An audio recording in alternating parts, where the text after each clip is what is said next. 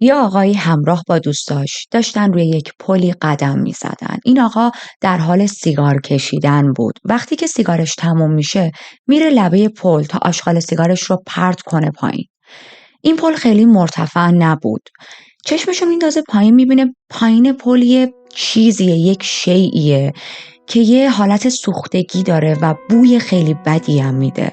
اول با خودش فکر میکنه یه تیکه زباله است، یه کسی اومده مقداری زباله رو آتیش زده و زیر پل رها کرده. اما وقتی چراغ قوه گوشیشو میندازه روی اون شی، میبینه که این جسد یک آدمه، جسد سوخته یک آدم. این مردا خیلی ترسیده بودن، خیلی وحشت کرده بودن و واقعا نمیتونستن چیزی که میبینن رو باور کنن. اون پل همیشه جای خیلی امنی بود.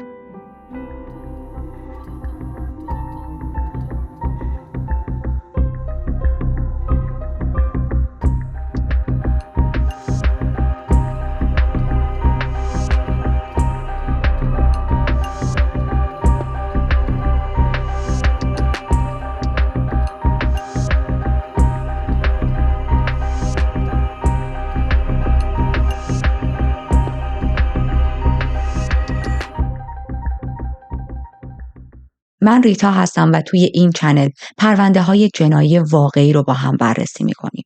پرونده امروز توی کانادا اتفاق میفته، شهر لنگفورد. یک مقدار از شهر لنگفورد بیشتر میخوام براتون بگم تا با فضای شهر و پرونده بیشتر آشنا شید.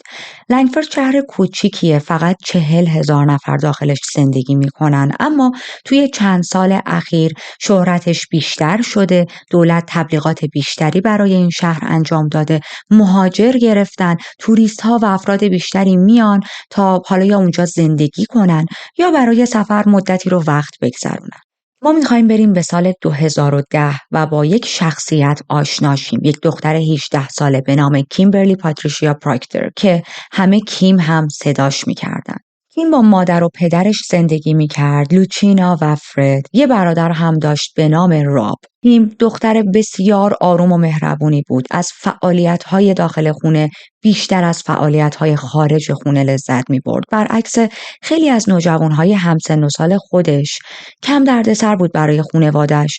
عاشق گوش دادن به موسیقی بود. از این شخصیت‌هایی داشت که موقع انجام اکثر کارها مدام یک میوزیکی پلی بود توی گوشش. خیلی هم به تکنولوژی علاقه داشت، به گیمینگ علاقه داشت. بیشتر اوقاتش رو پای کامپیوتر شخصیش می‌گذروند و یا با تلفن همراهش.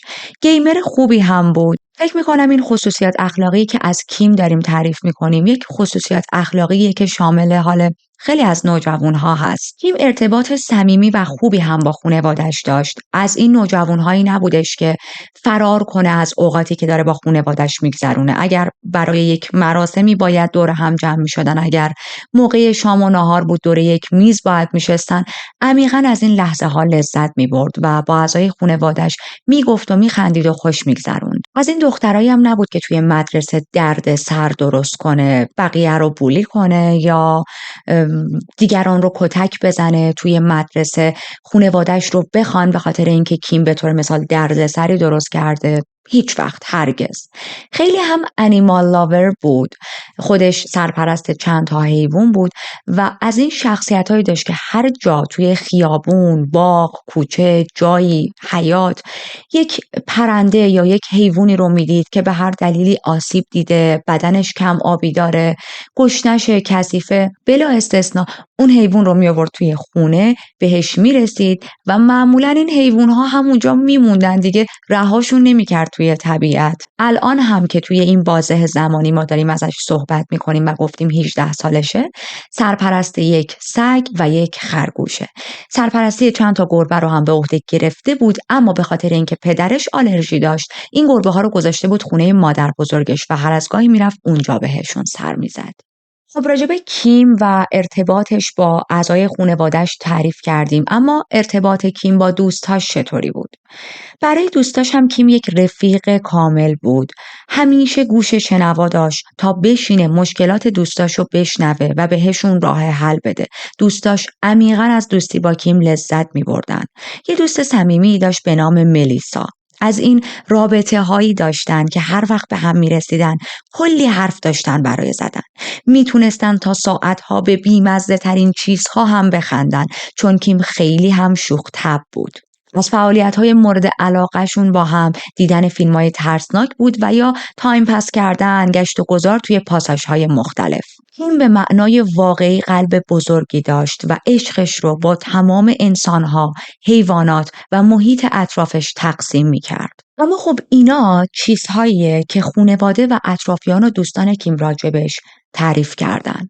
کیم هم مثل هر انسان دیگه‌ای نقاط پنهان و یا مقداری دارک توی زندگیش داشت که خانواده‌اش هم ازش خبر نداشتن. مثلا توی مدرسه درسته که گفتیم خود کیم هیچ دردسری درست نمی کرد، اما آیا به این معناست که بقیه هم برای کیم دردسر درست نمی کردن؟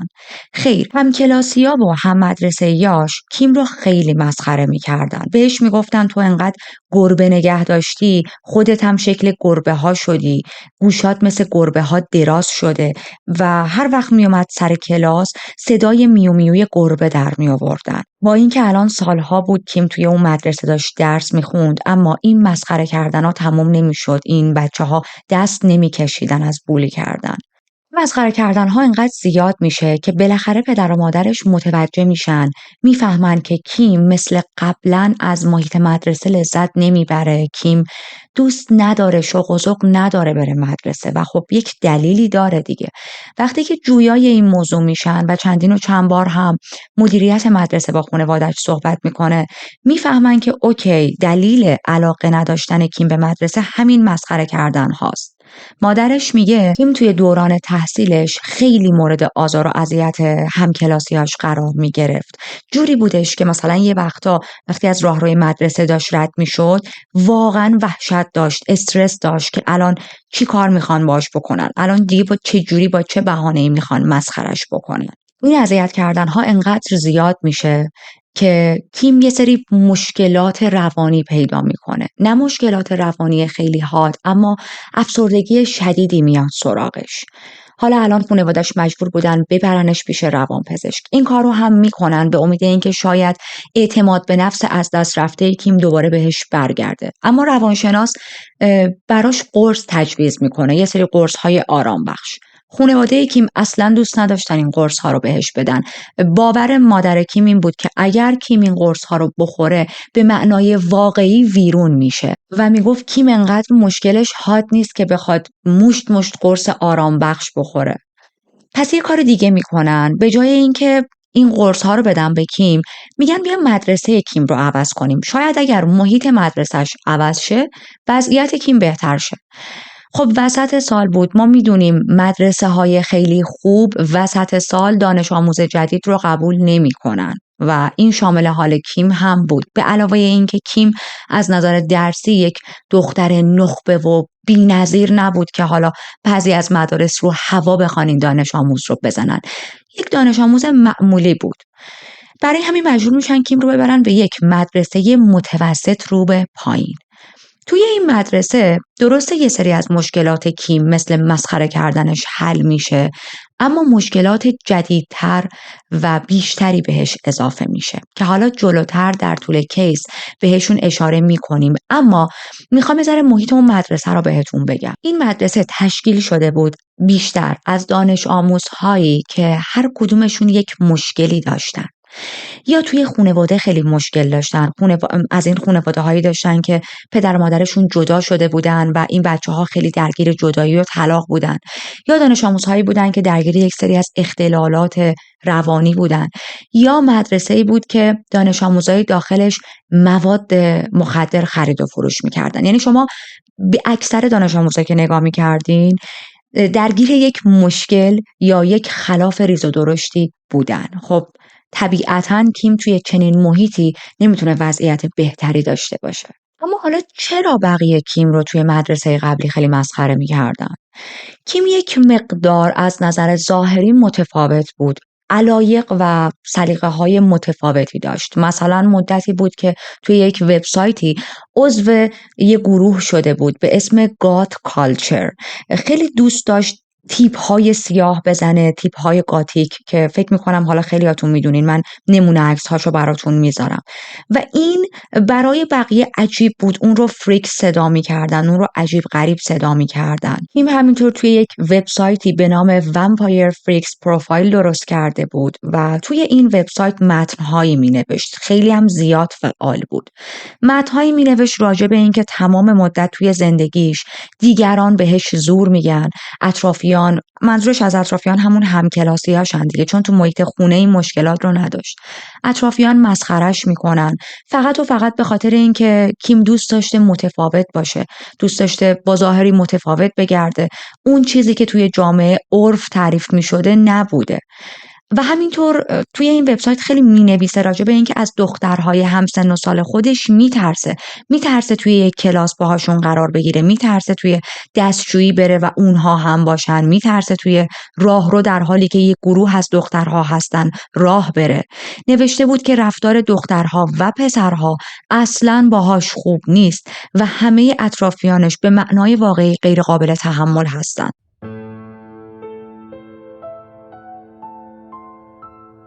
بریم به پنجشنبه 18 مارچ، روزی که تلفن خونه کیم زنگ میخوره.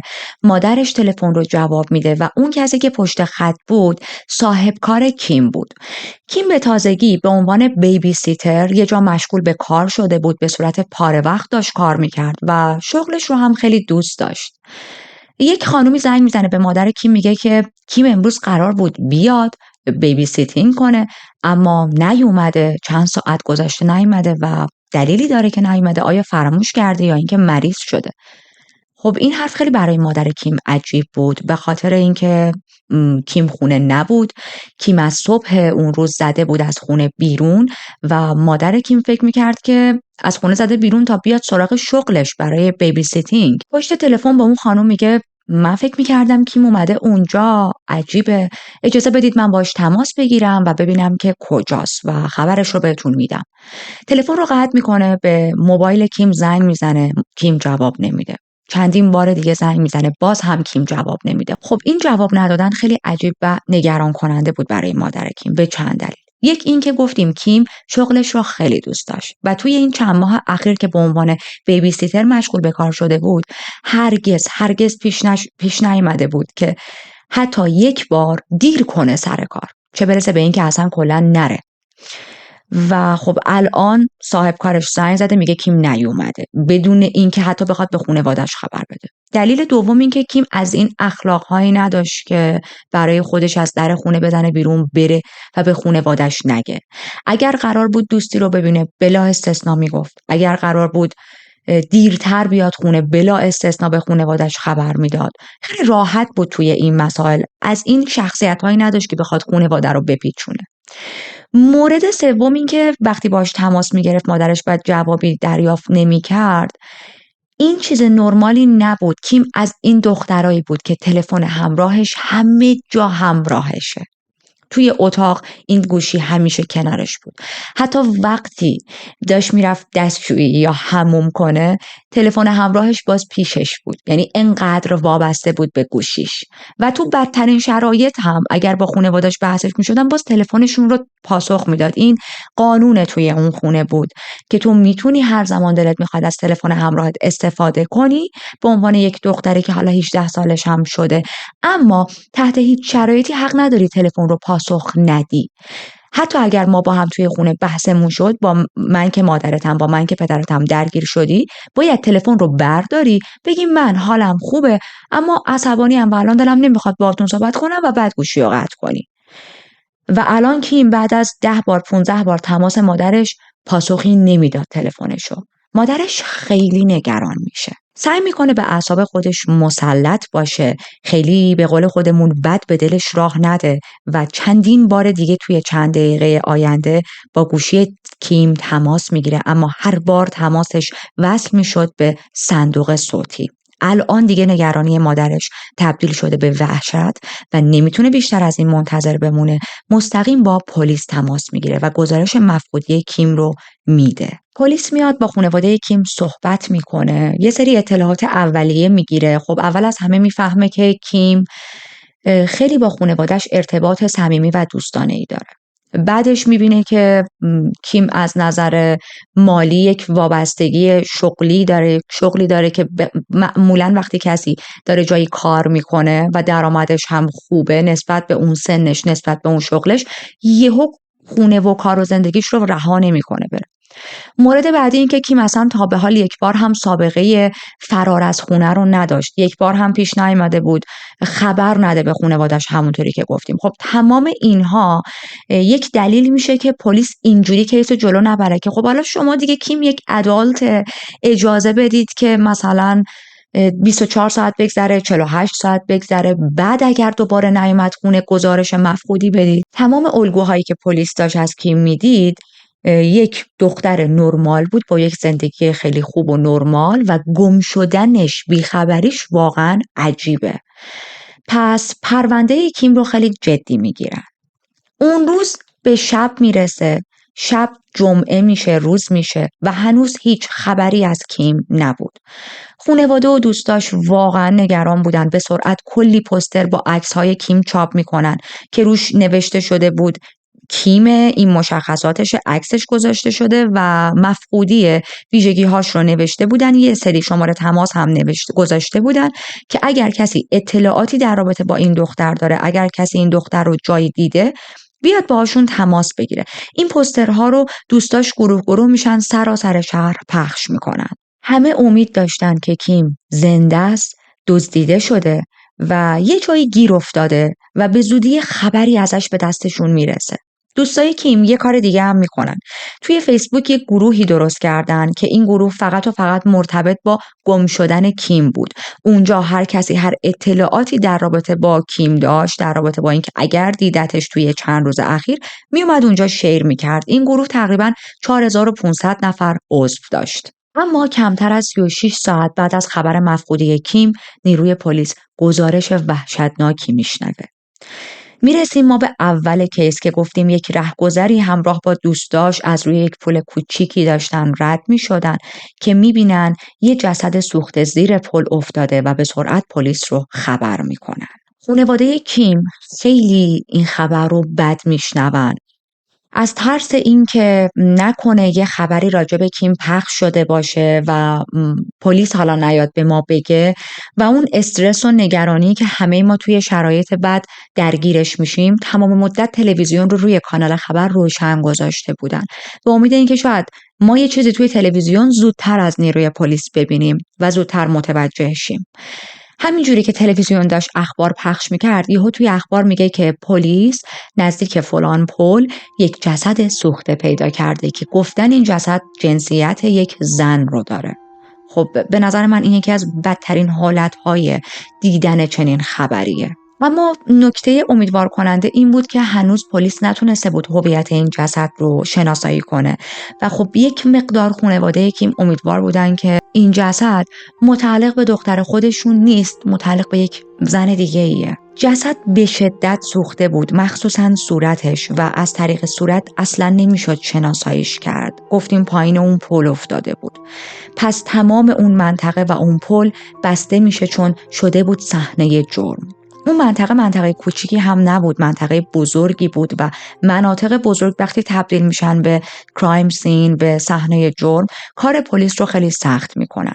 همینطور یک رود هم از اونجا رد میشد و خب آب میتونه خیلی از شواهد رو از بین ببره. به جز خانواده کیم، چند تا خانواده دیگه هم میان سراغ نیروی پلیس. اینها هم خانواده هایی بودن که توی این چند ماه اخیر یا حتی چند سال اخیر عزیزاشون رو از دست داده بودن، دخترشون به عنوان مفقودی گزارش داده شده بود و حالا همه اومده بودن مشخصات بچه‌شون رو داشتن میدادن به امید اینکه شاید این جسد دختر ما باشه و ما حداقل از این بیخبری در بیاییم. اما از همه بیشتر شک پلیس روی پرونده کیم بود. چرا؟ ببینید معمولا توی پرونده های جنایی وقتی که یک مفقودی اعلام میشه به پلیس، معمولا تو بیشتر شرایط، نه همیشه، و چند روز بعدش یک جسد پلیس پیدا میکنه، این جسد متعلق به همون مفقودیه که چند روز پیش اعلام شده. چرا؟ چون اکثر چنین دزدی‌هایی بنابر تجاوزهای جنسی اتفاق میفته. مردهایی این جنایت‌ها رو مرتکب میشن که یک دختری رو، مخصوصا دخترهای کم سن و سالتر، نوجوان رو میدزدن تا تجاوز جنسی بکنن، اعمال جنسی انجام بدن و بعد که اون حس شرمساریه میاد سراغشون، اون حس ترسه میاد سراغشون، شخص رو میکشن، اون زن رو به قتل میرسونن و سعی میکنن یه جوری از شر جسد خلاص شن، جسد رو میبرن یه جا پرت میکنن. این الگو خیلی الگوی کامنیه، متاسفانه خیلی زیاده توی کیس های جنایی. برای همین نیروهای پلیس هم میان معمولا زومشون رو روی همون شخصی که تازه اعلام مفقودی شده میذارن. به این دلیل پلیس میگفت به احتمال زیاد این جسد متعلق به کیمه، اما این رو به رسانه ها نمیگه ها، این حدس بین خودشون بود. اون پل یه پل کوچیک اما معروف بود. خیلی ها روزانه از این پل استفاده میکردن، بیشتر هم دوچرخه سوارها، دونده ها و همینطور افراد تینیجر.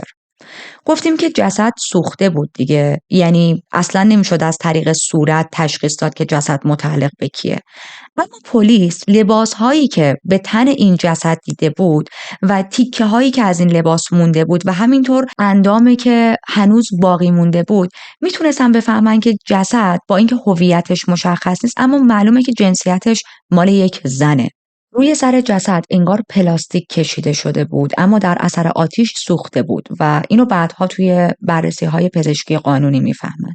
همینطور متوجه میشن روی گردن این جسد هم یک آسیب‌هایی وجود داره که احتمالاً آثار خفگیه. به هر حال هنوز نمیتونستن 100% دلیل قتل رو بگن.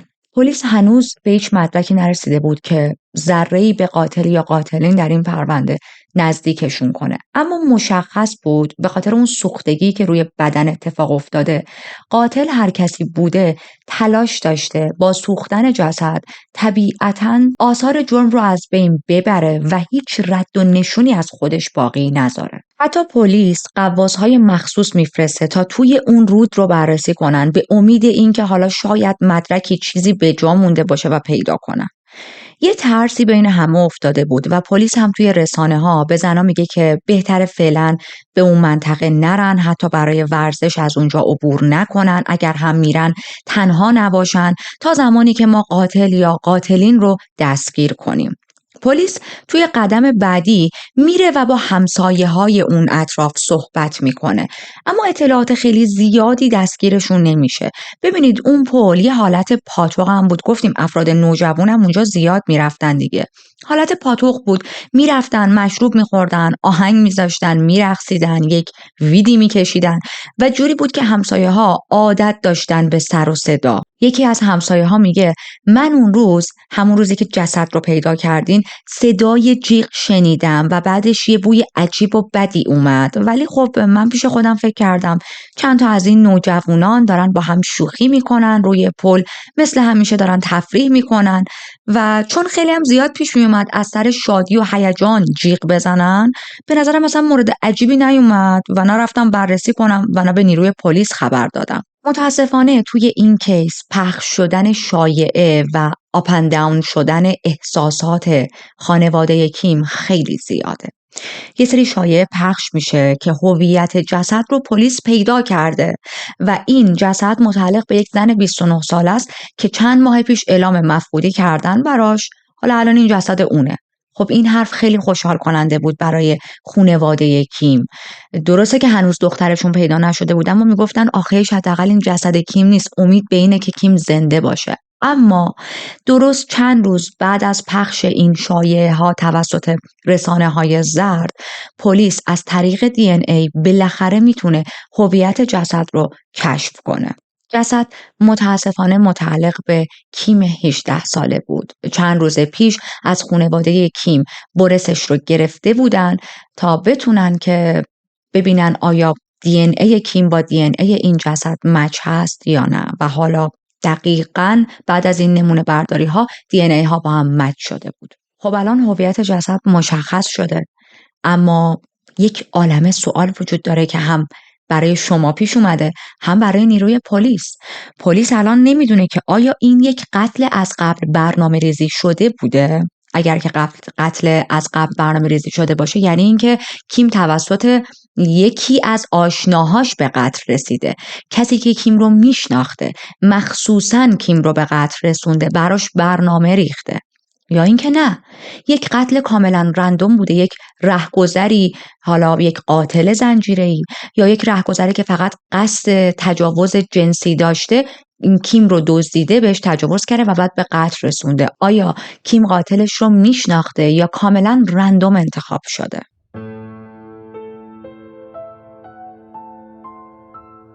پلیس اصلا دلش نمیخواست کوچکترین زمانی رو از دست بده. برای همین 40 تا متخصص، 40 تا نیروی پلیس، 40 تا کاراگاه روی این پرونده میذاره تا بتونن این کیس رو حل کنن. آخرین باری که کیم زنده دیده شده بود همون پنجشنبه‌ای بود که گم میشه، که سر کار نمیره و خانواده‌اش هم آخرین بار صبح اونو دیده بودن. توسط یک راننده اتوبوس دیده شده بود. راننده گفته بود که کیم یک هودی مشکی تنش بوده و روی این هودی مشکی شماره 13 نوشته شده بود.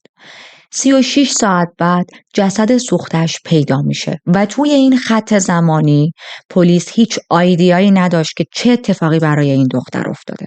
پلیس معتقد بود محل وقوع قتل زیر اون پل نبوده، چون صحنه جرم خیلی تمیزتر از اون چیزی بود که نیروی پلیس انتظار داشت. حتی با وجود اینکه این همه نیرو، محقق، غواص میفرستن تا اون صحنه روی پل، زیر پل اطراف رو بررسی کنن، هیچ مدرکی پیدا نکرده بودن و این یعنی قاتل جای دیگه‌ای قتل رو مرتکب شده، بعد جسد رو آورده زیر اون پل رها کرده و آتیشش زده. همچنین پلیس به هیچ عنوان توی رسانه‌ها هیچ حرفی از جزئیات این قتل نمیزنه. اصلا با رسانه‌ها صحبت نمی‌کرد. هیچ دیتیلزی در اختیار دیگران قرار نمیداد. حتی وقتی از نیروی پلیس میپرسن که آیا قاتل کیم اون رو میشناخته یا رندوم به قتل رسیده، پلیس هیچ حرفی نزد و حتی میگه ما نتونستیم به قاتل نزدیک بشیم. از اون طرف میرن تمام دیوایس های شخصی کیم رو میگیرن تا چت هاش و گروه هایی که داخلش بوده، وبسایت هایی که توشون فعالیت داشته، اینا همه رو بتونن بخونن. بعد از بررسی پروفایل فیسبوکش و تکست هایی که به اطرافیان ارسال کرده بود، میبینن 6 مارچ توی فیسبوک کیم یه پستی گذاشته که داره اشاره میکنه به این که یه رابطه ای رو تازه تموم کرده، اما هیچ اسمی از اون پسری که باش توی رابطه بوده نبرده بود توی پست فیسبوکش. کیم توی این پست دلیل جدایی رو نوشته بود: من مجبور شدم باهاش قطع ارتباط کنم چون اون پسر یک سایکوی به معنای واقعی بود.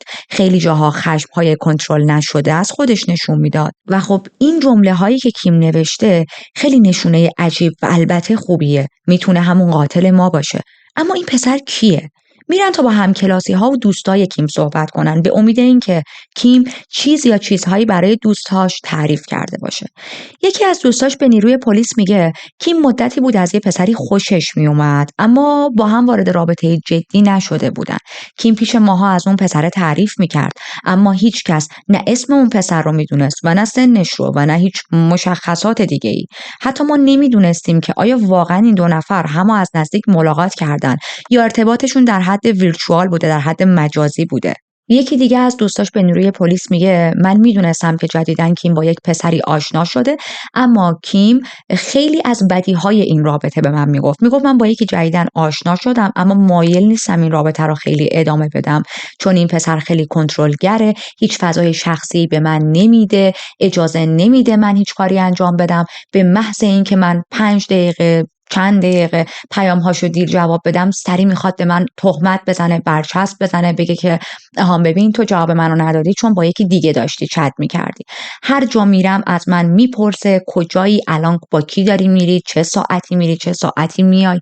حتی برای من خیلی وقتا تعیین میکنه که اینجا نرو، اون شغل رو انجام نده و من آدمی نیستم که این چیزها رو بتونم تحمل کنم. من تو خانوادم کنترلم نمیکنن، حالا یک پسر میخواد من رو کنترل کنه. دوستش در ادامه میگه من پیش خودم فکر میکردم این رابطه‌ای که کیم با این پسر آغاز کرده، از اونجایی که خود کیمم اصلا از این رابطه راضی نیست، یک رابطه گذراست، یک رابطه که سریع شروع شده و سریع هم تموم میشه و هرگز به خودم فکر نمی‌کردم این رابطه میتونه برای کیم خطرناک باشه، میتونه روزی جونش رو تهدید کنه. این دوست کیم معتقد بود اون کسی که کیم رو به قتل رسونده همین پسر ناشناسه که کیم تازه باهاش توی ارتباط دوستی رفته. اما خب متاسفانه این دوستش هم هیچ اسم و مشخصاتی از این آدم نداشت. با اینکه نیروی پلیس توی رسانه‌ها گفته بود خواهشاً راجع به این کیس شایعه پراکنی نکنید. لطفاً بذارید ما به عنوان نیروی پلیس و متخصص پرونده رو ببریم جلو. یادتون باشه که افرادی هستن شامل اعضای خانواده کیم و با این شایعه‌ها اذیت میشن. اما توی تمام سایت‌های آنلاین پر شده بود از شایعه‌های مختلف راجع به این قتل، راجع به مظنونین یا مظنون یا خود کیم، اینکه چه آدمی بود، چه زندگی داشت، قاتلش رو میشناخت، نمیشناخت. هر کی از راه میرسید یه داستان خیالی رو سرهم میکرد، آپلودش میکرد تا ویو بگیره و ترند بشه. فارغ از اینکه بابا شما دارید با آبرو، عواطف، احساسات یک سری انسان بازی میکنید. کار پلیس هم الان این شده بود که بگرده بین تمام چت‌هایی که کیم توی فضاهای مجازی مختلف، محیط‌های مختلف با افراد داشته و ببینه که کدوم یک از این آدم‌ها میتونسته مشکوک باشه، میتونسته پیام‌های مشکوکی رو با کیم انجام بده. همینطور توی این سایت هایی که انقدر شایعه درست شده بود هم پلیس باید میرفت تحقیق میکرد، اما خب کارشون واقعا خیلی سخت بود. دلیل تحقیقشون این بود که شاید به هر حال یکی از این شایعه ها واقعا درست از آب در میومد، شایعه نبود. یادتونه گفتیم کیم توی یک وبسایتی عضو بود. پلیس یه روز میبینه یکی متنی توی اون سایت نوشته بود کیم یه بار یه مسیجی از دوست پسرش دریافت کرده بود که توش پسر تهدیدش کرده و بهش گفته که ببین اگه منو رها کنی و با هم به هم بزنی من میکشمت.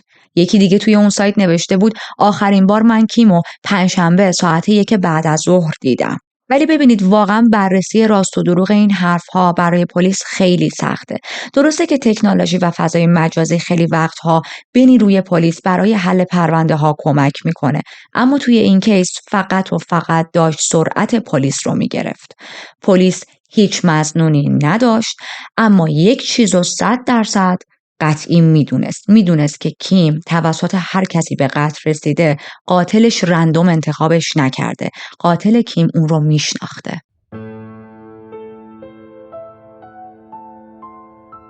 سه ماه میگذره در حالی که همه فکر میکردن پلیس چقدر داره فس و فس میکنه، پلیس هیچ اطلاعاتی نتونسته به دست بیاره، چقدر بیخاصیته.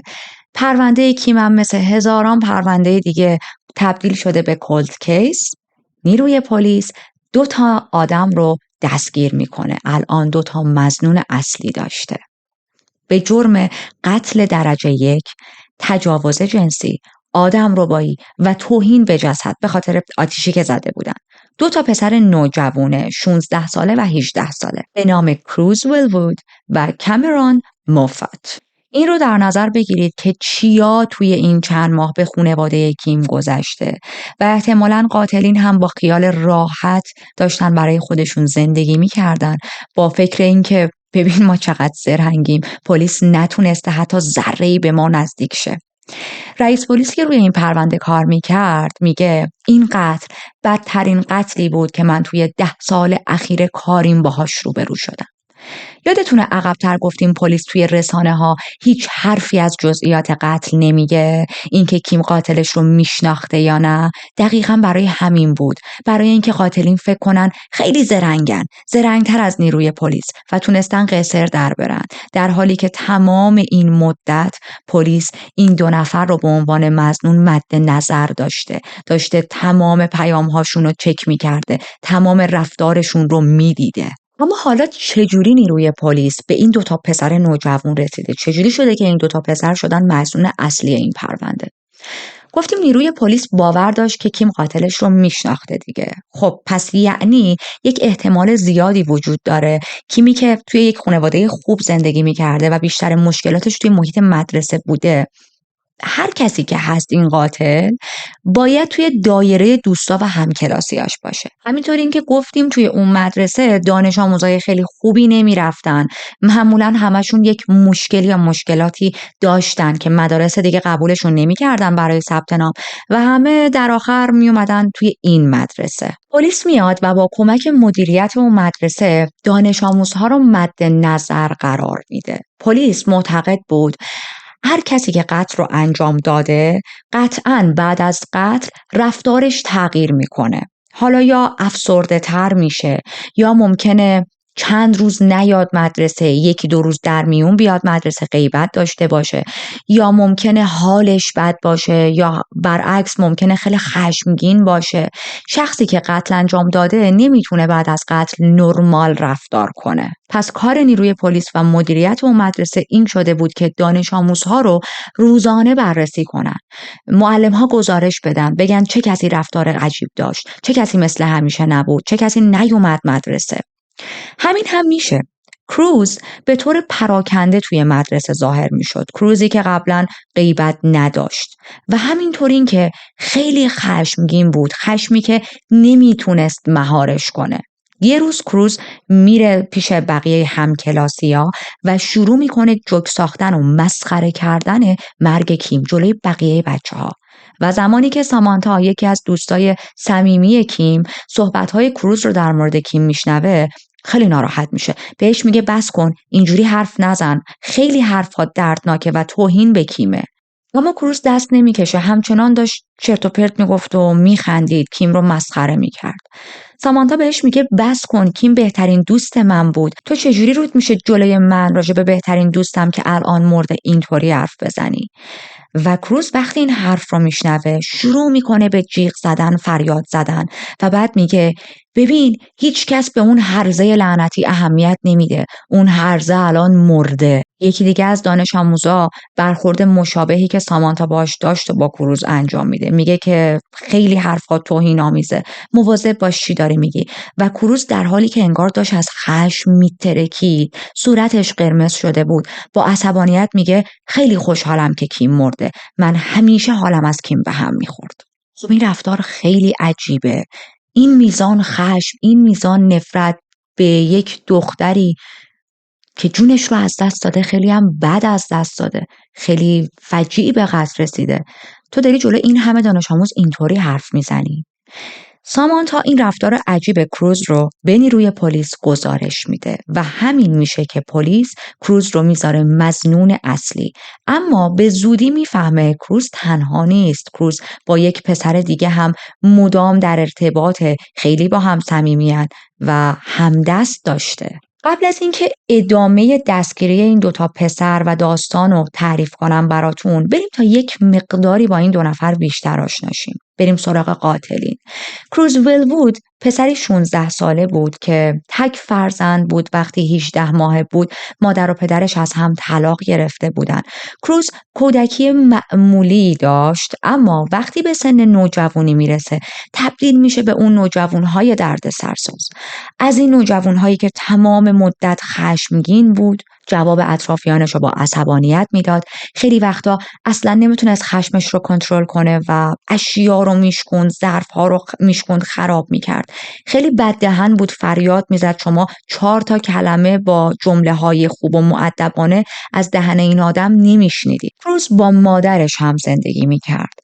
تحقیقات علمی این روزا به ما نشون داده جرم و جنایت هیچ ربطی به رگ و ریشه و دی ان ای نداره. یعنی مجرم بودن به انسانها به ارث نمیرسه، وارثی نیست. اما وقتی من بک‌گراند خانواده‌اش رو داشتم بررسی می‌کردم، دیدم پدرش هم سابقه جنایی داشته و زندان بوده.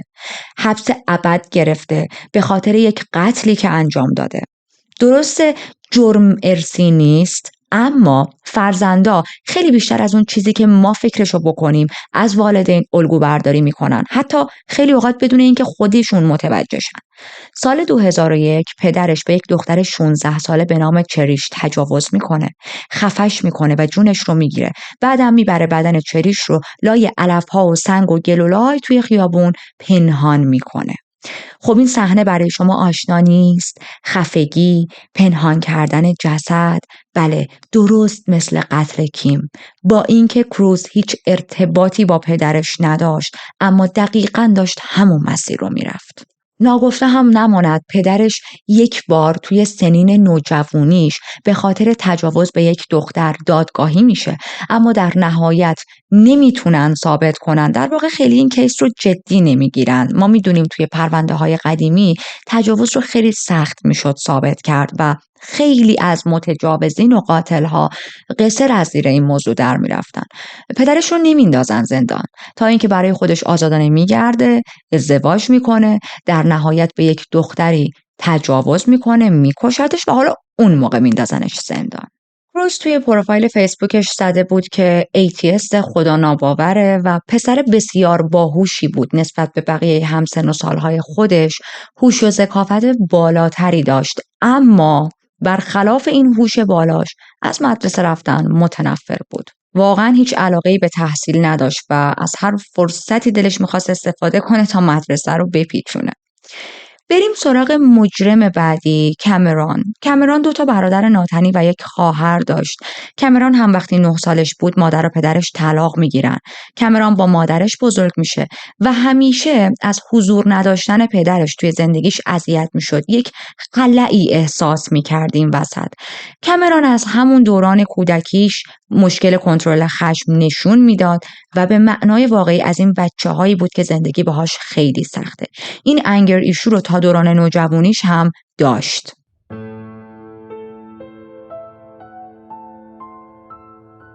این وارد دادگاهاشون بشیم. در تمام طول دادگاه این 2 نوجوان اصلاً به صورت خانواده کیم نگاه نمی‌کردن. الان وقتشه که دادستانی مدارک و شواهدی که داره رو بیاره جلو تا ما هم متوجه شیم دقیقاً چه اتفاقی برای کیم افتاده. مسیج هایی رو دادستانی نشون میده که شامل چت بین این 3 نفر بود. پس کروز و کامرون کیم رو از قبل میشناختن و الان هیچ جوره نمیتونستن توی دادگاه ادعا کنن که نه ما که اصلا کیم رو نمیشناختیم. به علاوه اینکه هر 3 تاشون هم به یک مدرسه میرفتن. مغز متفکر این جنایت کروز بود. داستان حالا از چه قراره؟ سال قبلش کروز با یکی از دوستای کیم وارد رابطه عاطفی میشه و از این طریق کیم هم با کروز آشنا میشه. هر از گاهی برای هم پیام ارسال میکردن به عنوان 2 دوست. کروز و دوست کیم رابطهشون رو قطع میکنن، اما ارتباط دوستانه بین کیم و کروز پابرجا میمونه. اون زمان کیم هم با یک پسری توی ارتباط عاطفی بود که اون هم ارتباطش رو قطع میکنه باهاش. یعنی الان هم کیم سینگله هم کروز سینگل شده. کروز وقتی میفهمه که کیم هم با دوست پسرش به هم زده بهش ابراز علاقه میکنه، دعوتش میکنه به یک دیت اولی و کیم قبول میکنه، اما یک روز قبل از روزی که قرارشون بوده تکست میزنه بهش و قرار رو کنسل میکنه. دلیلی هم نمی نویسه، مثلا نمیگه به چه دلیل من نمیتونم با تو بیام سر قرار، اما ما میتونیم دلیلش رو حدس بزنیم. احتمالاً کیم یه سری رد فلگز دیده بوده از این پسر و یه ذره 2 دل بوده. با خودش فکر میکرده برم سر قرار نرم سر قرار. این پسر مشکل کنترل خشم داره، این پسر خیلی کنترلگره، یک سره داره، من رو رصد میکنه، من رو چک میکنه و همین این 2 دل بودن باعث میشه که در نهایت تصمیم بگیره سر قرار نره. این کنسل کردن قرار خیلی برای کروز ناراحت کننده بود. خیلی بهش فشار میاد، بهش بر میخوره که تو فکری کی هستی که بخوای قرار رو با من کنسل کنی. یک مقدار با هم بگو مگو میکنن و در نهایت کیم بهش میگه که من خیلی علاقه ندارم این رابطه رو با هم ببریم جلو. از اون طرف کامرون شروع میکنه با کیم ارتباط برقرار کردن. اونم شروع میکنه به کیم ابراز علاقه کردن. بهش میگه من خیلی به تو علاقه دارم، میدونم که تنهایی، بیا با هم وارد رابطه دوستی بشیم. اما کیم در نهایت اون رو هم رد میکنه، میگه علاقه ای ندارم باهات وارد رابطه شم، چون از کامرون هم همون الگوهای مشابه رو داشت میدید. کیم اولش نمیدونست کروز و کامرون با هم دوستن و فکر میکرد به صورت اتفاقی 2 پسر همزمان تلاش دارن که باش رابطه دوستی برقرار کنن. حالا 2 هم اخلاقشون خیلی گنده به قول خودمون. ولی این برنامه کروز و کامرون بود. یعنی اصلا با همدیگه هماهنگ کرده بودن که ببین از این برنامه، از این کارهایی که خیلی وقتا بعضی از پسرهای نوجوان میکنن و خیلی کار بی‌مزه‌ای هم هست، که ببین مثلا بیا ببینیم کدوممون میتونیم زودتر مخ این آدمو بزنیم، با کدوممون زودتر ارتباط برقرار میکنه. اما بعد از چند وقت کی میفهمه که این دوتا با هم دوست صمیمیان، دوست جونجونیان و به کروز تکست میزنه، میگه که من تازه فهمیدم شما دو نفر با هم دوستید. چرا هر دوتون تلاش کردید با من وارد رابطه شید؟ چه هدفی توی سرتون داشتید؟ کروز یک جواب خیلی توهین آمیز بهش میده با یک عالمه فوش که حالا من اون فوش ها رو بیان نمی کنم، کلمات رکیک. بهش میگه ببین تو فلان فلان شده، هیچ ارزشی برای ما نداری، تو یک هرزه‌ای، تو هیچ چیز دیگه‌ای بیشتر از این برای ما نیستی. و کیم در انتها میگه میدونی چیه؟ اصلا دیگه دلم نمیخواد باهات صحبت کنم، دلم نمیخواد هیچ پیامی ازت دریافت کنم. من آدمای مهمتری توی زندگیم دارم و دوست دارم با اون آدمهای مهم و با ارزش وقت بگذرونم. ارتباط این دو نفر کامل با هم قطع میشه، اما کروز توی صحبتاش با دوستای دیگه‌اش حرفای خیلی عجیبی میزنه. برای یکی نوشته بود کیم یه دختر خیلی ساده و آسونه، یک هدفیه که به راحتی به دست میاد. برای یکی دیگه نوشته بود من از زمانی که بچه بودم آرزوی کشتن یکی رو داشتم. یه چیز خیلی عجیبتر کروز اینجا به ما نشون میده. 2 روز قبل از گم شدن کیم به یکی از دوستاش توی چت میگه ببین یه سوالی دارم. این دوست دخترش بود، رفیق دخترش. میگه یه سوالی دارم، اگر که تو یه روزی بشنوی و بفهمی که من یک نفر رو به قتل رسوندم، بهش تجاوز کردم و این قتل و تجاوز هم خیلی وحشیانه بوده، دیدگاهت روی من چیه؟ نظرت روی من عوض میشه؟ نمیدونم توقع داشت چه جوابی بشنوه. فردای این پیام عجیب به کیم تکست زده بود که بیا هم رو ببینیم. بهش گفته بود بیا همو یه جا ملاقات کنیم و یادت اون روز از من پرسیدی چرا من و دوستم همزمان با هم اومدیم که با تو ارتباط برقرار کنیم و بعدش هم بهت توهین کردیم. بیا ما میخوایم دلیل همه این چیزا رو بهت بگیم. هم یه حالت کنجکاوی برای کیم به وجود اومده بود. به هر حال کیم هم نوجوونه دیگه. محققا الان کشف کردن که نوجوانها حتی گاهی اوقات تا سن 18 20 یا توی برخی از کیس های کمیاب تا 22 سالگی مغزشون اون رشد کاملی که یک شخص کامل بالغ رشد میکنه رو نداره و خیلی وقتها نوجوانها خطر رو اونجوری که مثلا اشخاص بزرگسال احساس میکنن احساس نمیکنن. دقت کنید هیجان نوجوانها بیشتره، کارهای پرخطر خیلی بیشتر انجام میدن. این به خاطر اینه که اون بخش ذهنشون که خطر رو باید حس کنه و جلوگیری کنه از انجام اون کار هنوز کامل رشد نکرده. کیم هم اینجا خیلی متوجه این نیست که من نباید با این آدم‌ها برم سر قرار. این آدم‌ها به من فقط و فقط توهین کردن، خشونت نشون دادن، بی‌ادبی کردن، خیلی کنترلگرن. من نباید برم این آدم‌ها رو ببینم. سوای این حس کنجکاوی یه چیز دیگه هم برای کیم وجود داشت. اونم این که دلش می‌خواست عذرخواهی این دو نفر رو ببینه، بشنوه. خب بهش کلی توهین کرده بودن دیگه. من حالا توهین‌ها رو خیلی با سانسور براتون تعریف کردم. خیلی کلمات بد بهش زیاد گفته بودن. دلش میخواست این دو نفر جلوی روش قرار بگیرن و ازش عذرخواهی کنن. به این دوتا دلیلی که گفتیم کیم قبول میکنه که این دو نفر رو ببینه و بهشون میگه که فردا ساعت 10 صبح با هم توی یک لوکیشنی قرار بذاریم. حتی اون شب تا قبل از اینکه صبح بشه و روز قرارشون بشه تا دم صبح‌های تلفن با کروز داشت صحبت میکرد. صحبت‌های خیلی خاصی نمیکردن، اما نکته ناراحت کننده این بود که کیم فکر میکرد فقط داره با کروز حرف میزنه، ولی کروز و کامرون پیش هم بودن. تلفن رو روی میوت میذاشتن، میخندیدن، مسخره بازی در میآوردن، کیم رو مسخره میکردن بین خودشون، در حالی که کیم فکر میکرد فقط داره با کروز حرف میزنه. همچنین کیم خبر نداشت که این دوتا پسر هفته هاست دارن برنامه شومی میچینن براش. این دو نفر توی پیام‌های شخصی که به هم داده بودن همه چیز رو نوشته بودن. ببینید اینا چیزاییه که توی دادگاه پلیس و دادستانی میاد نشون میده ها. من دیگه حالا هی دونه دونه به شما نگفتم دادستانی اینو میگه، دادستانی اونو میگه. دادستانی برای تمام اینا مدرک داشت. توی پیاماشون برای هم نوشته بودن که کجا به کیم حمله کنن، چه جوری و با چه وسیله‌ای، چطوری بهش تجاوز کنن، با چه وسایلی بهش تجاوز کنن، از کجا بنزین تهیه کنن و بعد از اینکه کیم رو به قتل رسوندن بسوزوننش. حتی برای خودشون اسمهای رمزی و کد مشخص کرده بودن. خیلی عجیبه وقتی به چتاشون نگاه میکنید انقدر دقیق دارن به دیتیلز میپردازن، انگار دارن نقشه یک پروژه مهم رو میکشن. تا زمانی که شما به جزئیات بیشتر دقت میکنید و متوجه میشید این برنامه ریزی برای یک قتل. روز قرار فرا میرسه. دم یک ایستگاه اتوبوسی با هم قرار داشتن. همون اتوبوسی که کیم هم با اون اتوبوس رفته بود و راننده گفته بود من آخرین بار صبح کیم رو دیدم که یک هودی مشکی تنش کرده بود.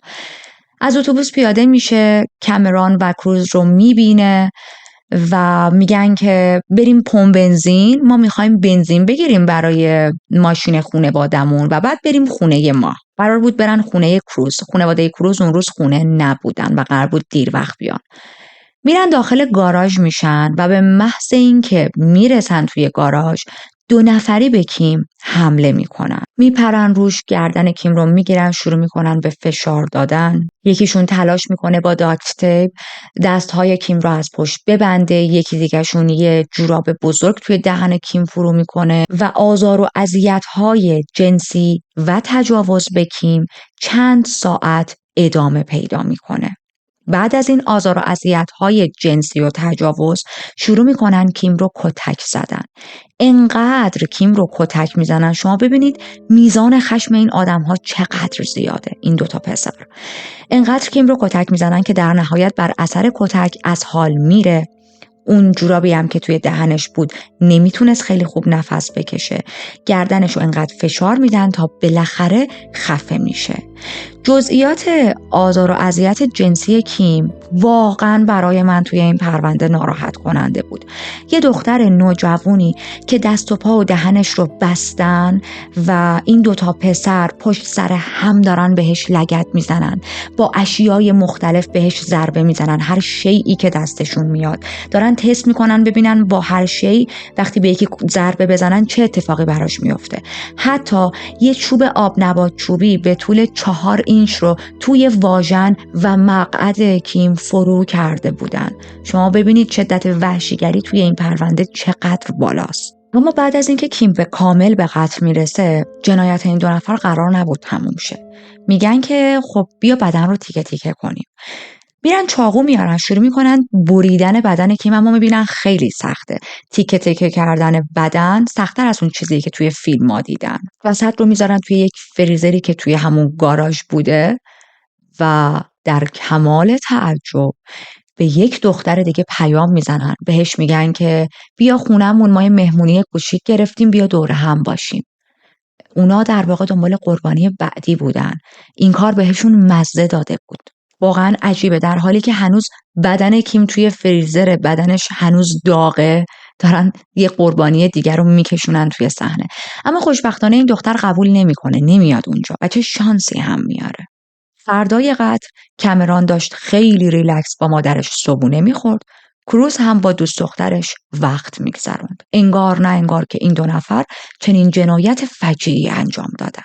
بعد از خوردن صبحونه و وقت گذروندن با اطرافیانشون میرن یک کیسه زباله مشکی بزرگ میارن، جسد کیم رو میندازن توی اون کیسه زباله، برمیدارنش با اتوبوس میبرنش به سمت همون پل. خیلی عجیبه شما یک جسد رو با اتوبوس توی شهر منتقل کنیم ور اون ور. وقتی آدم بهش فکر میکنه مغز آدم سود میکشه. میرسن به اون پل، جسد رو پرت میکنن پایین پل، میرن جسد رو روش بنزین میریزن. بنزین هم از قبل تهیه کرده بودن دیگه و جسد رو آتیش میزنن و خیلی راحت برمیگردن سر زندگیشون. حالا الان متوجه شدیم که چرا نیروی پلیس مطمئن بود قتل جای دیگه ای اتفاق افتاده دیگه. چند هفته بعد از قتل کیم، کروز یه حالت خیلی هیجان داشت برای این قتلی که انجام داده بود. نمیتونست جلوی خودش رو بگیره. نیاز داشت این کارش رو انگار مثلا یک شاهکار هنری کرده برای بقیه تعریف کنه. به یه دختر پیام میزنه و اعتراف میکنه. میگه ببین این دختره هست کیم اخبارش پخش شده، اونو من کشتم. این پیام ها رو توی صفحه چت یک بازی آنلاین می نویسه و نمیدونست که هیستوری این چت ها برای نیروی پلیس کاملا قابل دسترسه. فکر میکرد این چت ها پاک میشه. فکر میکرد این حرفا هیچ جا سیف نمیشه. حتی یه آرتیکل از قتل کیم برای دختره میفرسته، میگه نگاه کن این قتل رو میگم ما این کار من بوده.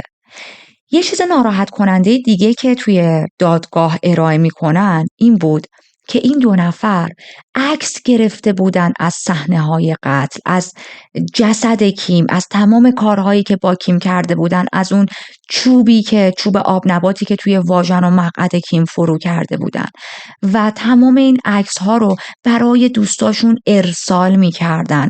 تمام جزئیات رو توی چت ها مثلا توی اون صفحه بازی به این دختره گفته بود. وقتی که اون دختر توی چت ازشون میپرسه از قبل برنامه این قتل رو چیده بودید، میگه آره بابا، هفته ها بود ما نشسته بودیم مو به مو داشتیم این برنامه رو میریختیم و میدونستم میتونیم از زیر این قتل قصر در بریم، میتونیم فرار کنیم. اصلا هم حس بدی ندارم اینکه برمیگردن میگن قاتل آدم میکشن عذاب وجدان میگیرن. نه، من اصلا ندارم. حتی این 2 نفر تمام مدت توی فضای مجازی اخبار کیم رو ترول میکردن، مسخره میکردن، براش جوک میساختن. روی صورت مادر و پدر کیم که با گریه با خبرنگارها راجع به قتل دخترشون حرف میزدن، ایموجی های مسخره میذاشتن و پست میکردن. نمیدونم پست بودن و حقارت تا کجا. ما پرونده جنایی خیلی با هم بررسی کردیم، اما واقعا بعضی از قاتل‌ها آدم رو سورپرایز میکنن. اصلا آدم نمیدونه چی بگه. مادر کروز بعد از دستگیری پسرش توی دادگاه میگه من به عنوان مادرش توی خونه هیچ وقت در کنار کروز احساس امنیت نداشتم. همیشه احساس خطر میکردم. هر روز صبح که از خواب پا میشدم احساس میکردم امروز ممکنه کروز یه بلایی سر من بیاره. شما ببینید چقدر باید یک نفر مشکل رفتاری داشته باشه، مشکل کنترل خشم داشته باشه یا بد رفتار باشه یک فرزندی که والدش ازش بترسه. فیلم بازجویی های این 2 نفر توی دادگاه پخش میشه. کروز میگفت این قتل ها رو من انجام ندادم، مغز متفکر کامرون بوده. کامرون هم برعکس این رو میگفت کروز کسی بوده که مغز متفکر بوده، من فقط همراهیش کردم. کروز یه حرف عجیبی میزنه توی بازجوییاش، میگه که من علاقه نداشتم این قتل رو انجام بدم، ولی چون رفیق کامرون بودم میخواستم رفاقتم رو بهش ثابت کنم و نمیخواستم بهش نبگم، برای همین همراهیش کردم. ولی خب این حرفا برای نیروی پلیس ذره‌ای ارزش نداره. شما همه جا را رفتید و اعتراف کردید به قتلتون، شوآف کردید با قتلتون، لذت بردید از قتلی که انجام دادید، ذره‌ای پشیمونی به خرج ندادید. بعدم رفیقم و همراه کردم. همراهی تا کجا؟ همراهی به چه قیمتی؟ چه همراهی؟ تو از قبل داشتی برنامه این قتل از چند هفته قبل میریختی. از این 2 پسر 8 بار تست روانشناسی میگیرن و نتیجه این بود که این 2 نفر قطعاً سایکوپت هستن. اون بخش احساسات و عواطف مغزشون بسیار کمرنگه و به شدت مشکل کنترل خشم دارن.